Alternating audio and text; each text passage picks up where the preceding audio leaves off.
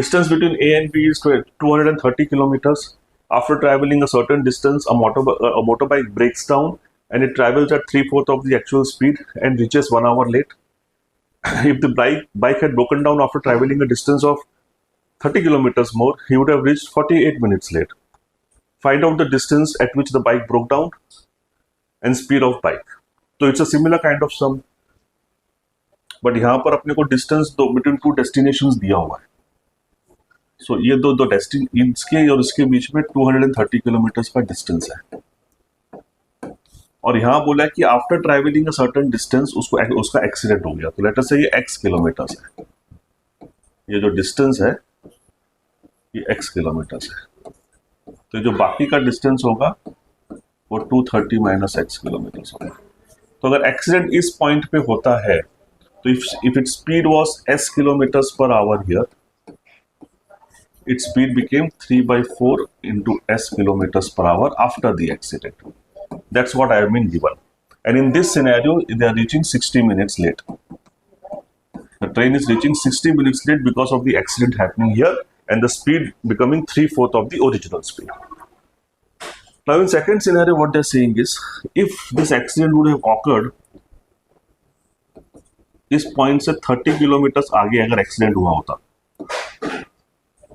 Right, which means इस point तक तो वो s किलोमीटर्स पर आवर की स्पीड से ही चल रही है, राइट.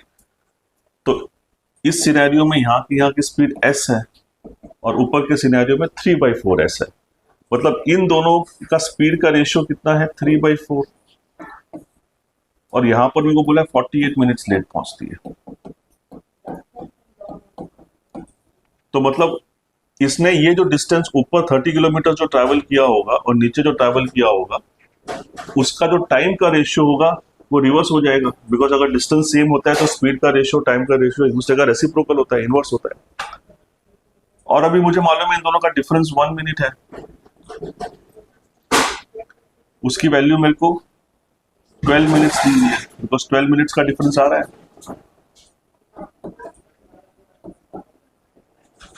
मतलब ये 3 जो वैल्यू है इसकी 36 मिनट्स आएंगी. तो value of 3 is 36 minutes. So 36 minutes में वो कितना डिस्टेंस कवर कर रही है, 30 किलोमीटर्स विथ s स्पीड. तो 60 मिनट्स में कितना कवर करेगी, तो it will be 60 upon 36 into 30. 6 5 जा 6 6 जा 10. मतलब इस बाइक की स्पीड जो है वो 50 किलोमीटर पर आवर है. तो मेरे को स्पीड तो मिल गई. ये टाइम डिफरेंस का डेटा जो दिया हुआ है उससे मेरे को स्पीड, बाइक की स्पीड मिल गई जो 50 किलोमीटर पर आवर है. अब मुझे पूछा है कि ये x डिस्टेंस भी निकालो. तो लेट अस से कि हम बोलते हैं कि every 12 minutes are saved when they are traveling 30 kilometers. बरोबर है ना. और फर्स्ट वाले सिनेरियो में वो 60 मिनट्स लेट पहुंची है. तो अगर एक्सीडेंट अगर सपोज यही हुआ होता डेस्टिनेशन पे ही तो वो 60 मिनट्स सेव कर लेती. तो 60 मिनट्स अगर सेव कर लेती तो कितना होता, 150 किलोमीटर्स. 150 किलोमीटर वो चल लिए होते ना.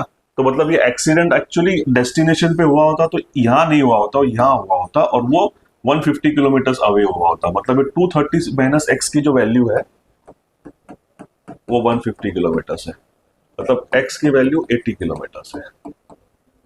मतलब यहाँ से पॉइंट से वो 80 किलोमीटर पे इनिशियली एक्सीडेंट हुआ होगा. तो आंसर है 80 किलोमीटर पे हुआ होगा स्टार्टिंग पॉइंट से and speed is 50 kilometers per hour. Clear? A boy from Delhi and a girl from Meerut started walking towards each other. They both started with a speed of 5 kilometers per hour. After every 1 hour, the boy increased his speed by 1 kilometers per hour and the girl decreased her speed by 1 kilometer per hour. Distance between Delhi and Meerut is 110 kilometers. Find the time taken to meet each other. तो ये दिल्ली है, ये मेरठ है।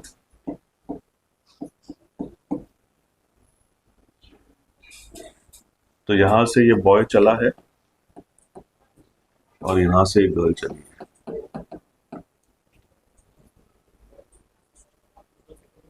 ये जो distance दे रखा है वो 110 किलोमीटर्स दे रखा है। इन दोनों की स्पीड 5 किलोमीटर्स पर आवर दे रखी है।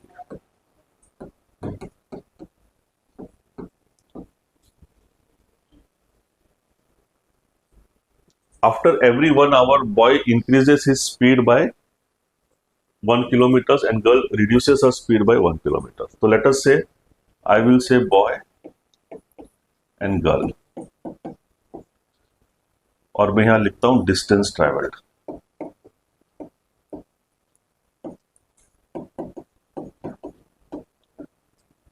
तो फर्स्ट आवर में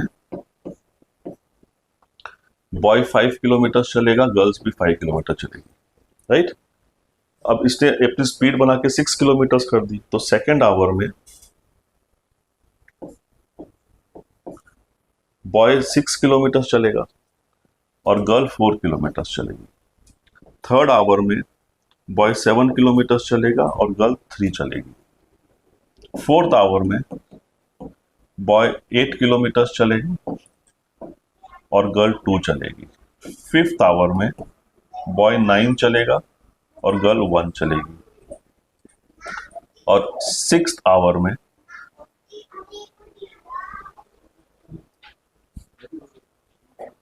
बॉय 10 चलेगा। अब फिफ्थ आवर में के बाद में उसकी स्पीड 0 कर दी उसने, तो अभी डिस्टेंस वो कवर नहीं कर रही, वो रुक गई। The girl stopped here because she was reducing her speed, now speed became 0, so now she is not traveling any further. Now let us say how much distance we have covered at the end of the 6th hour. So it will be 5 plus 6 11, 11 plus 7 18, 18 plus 5 23, 23 plus 3 26 plus 4 30, 30 और ये 2 40, ये 50 और ये 60। तो 60 kilometre 6 घंटे में दोनों ने 60 किलोमीटर चल लिए, बराबर है। Now this was the 6th hour. Now 7th hour में बॉय विल ट्रैवल 11 और 1 घंटे में स्पीड बढ़ाएगा 12 और 1 घंटे में स्पीड बढ़ाएगा 13 और 1 घंटे में स्पीड बढ़ाएगा 14। अब ये कितना हो गया?